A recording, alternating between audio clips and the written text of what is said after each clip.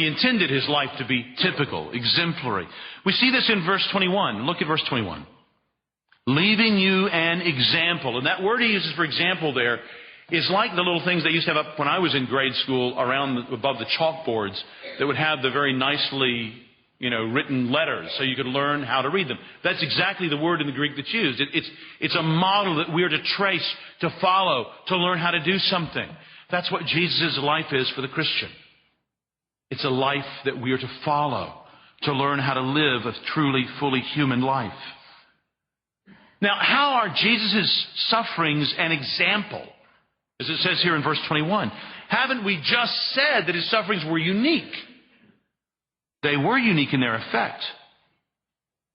But they were also a model and an example. And I think that may be why Peter here in verse 21 doesn't say death, but he says sufferings. Because he means to include all that led up to his death, because Jesus' followers would face the same kind of opposition Jesus faced. Now, some of you may be surprised to hear such talk of Jesus as our example in a series of sermons on substitutionary atonement.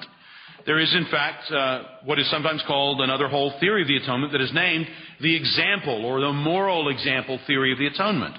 And it is, as you can tell by its name, a theory that emphasizes the effect of Jesus' death by our imitating his self-sacrificial love. But friend, the moral example theory of the atonement by itself, and it is simply that we're to follow his example of self-sacrificing love. That is the theory, that's what the cross was to do, to teach us that.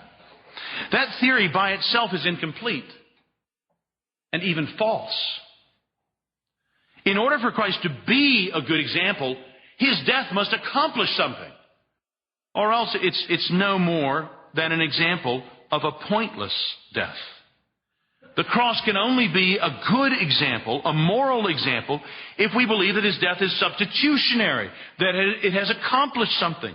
So when we accept Christ's death as one that he himself uniquely did not deserve, because he hadn't sinned, but one which he himself uniquely accepted for us as our substitute for the punishment that we deserve for our sins, then he is an example of someone whose self-sacrificing love we can follow as we give ourselves up for purposes of loving others. So does the New Testament speak of Christ's death using language other than substitution? Certainly. Certainly it does. Does any of the other language that the New Testament use for the death of Christ make sense apart from Christ dying as our substitute? Certainly not. Certainly not. Here we are called to follow Christ's example in being willing to suffer for doing good. Peter writes there in verse 21, to this you were called. It is part of your vocation as a Christian that you will suffer for doing good. Don't be surprised by it. That's what he's saying here in verse 21 at the end, that you should follow in his steps. Jesus suffered for doing good, says Peter, and so will you if you follow him. So friends, this is not advanced Christianity where we're getting into the radiant glow of martyrs. This is 101. This is you and me claiming to follow Jesus. Well, then we will suffer for doing good. Do not be surprised, Peter says a little bit later, at the fiery trial you're now experiencing, as if something strange were happening to you. Suffering for doing good is not strange to Christians. It may again sadden us. It may cause a worldly fear in us.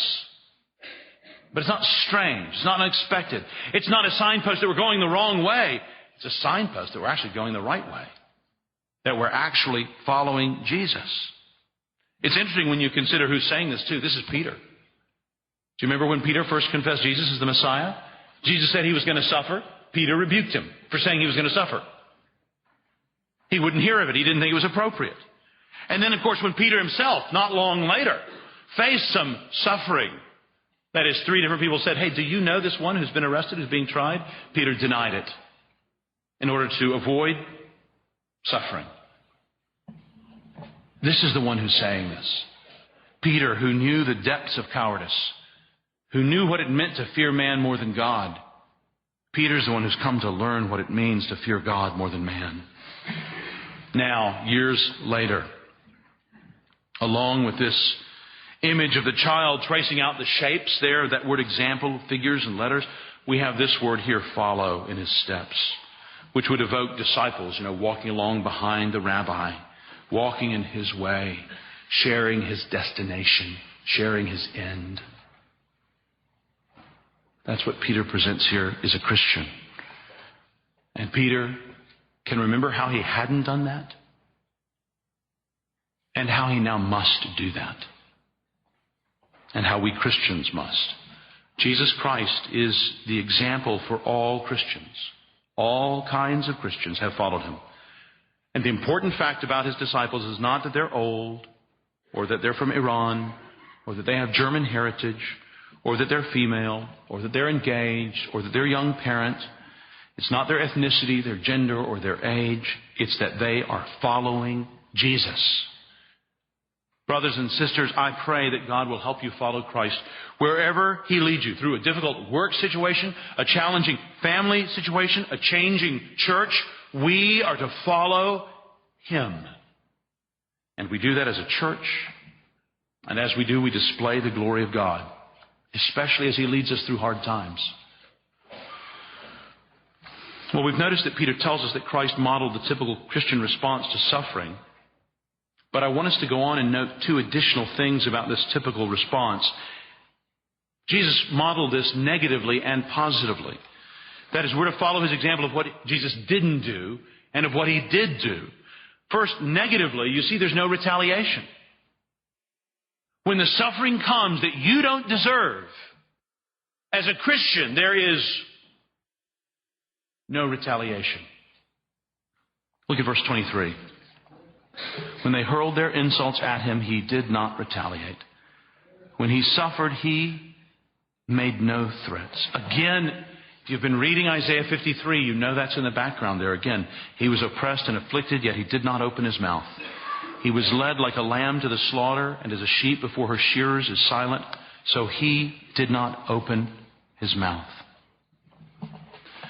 My Christian brothers and sisters, does such talk of being insulted for being a Christian, even suffering for being a Christian, seem remote to you? Does it seem like language is appropriate for Christians maybe to consider who are working in closed countries?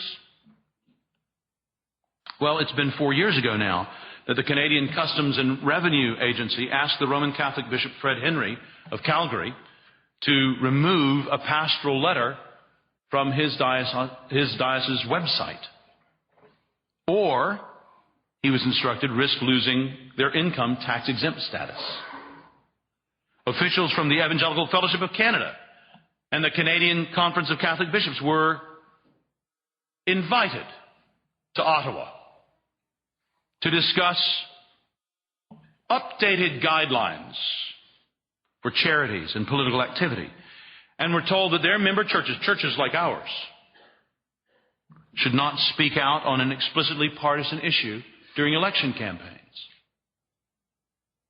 Explicitly partisan issues. Maybe like same-sex marriage. Friends, the Bible is full of people who have been persecuted for doing what is right. And they don't always respond correctly. So even Moses, when he was provoked, the meekest man in the world, we're told, when he was provoked, he reviled. But not Jesus. Jesus was sinless, and his is the example we are to follow in this.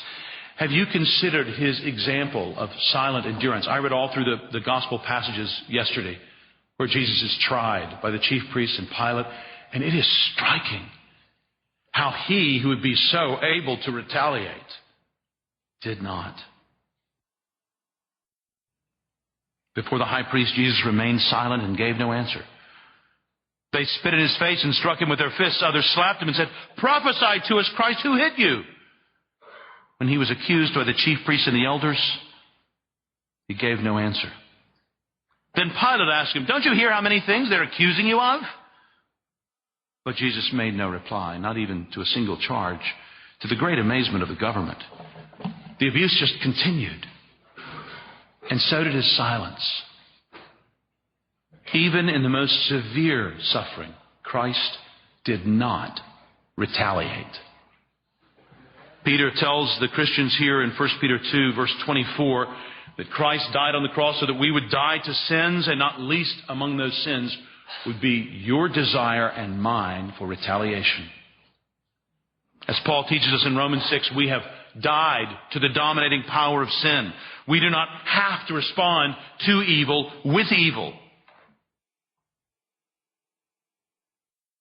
Friend, as I was thinking about this yesterday, I was thinking of you. If you're not a Christian, how do you deal with this? I understand how I, as a Christian, can deal with injustices that are done toward me, but how do you deal with bitterness toward somebody? With those memories, whether years old or only hours old. How do you deal with that confident knowledge that you have been wronged? What do you do with that sense of having been wronged? My Christian friends, I don't want us to misunderstand these instructions. There is nothing wrong with being a policeman or a judge, because we're not acting in a personal capacity. It is not wrong to press charges against a criminal, especially for the good order and safety of society. But you, as a Christian, must not personally retaliate. And more than that, you must forgive. In your job, in your family, even here at church, wonderful place for conflict. You must follow the example of Christ and not retaliate.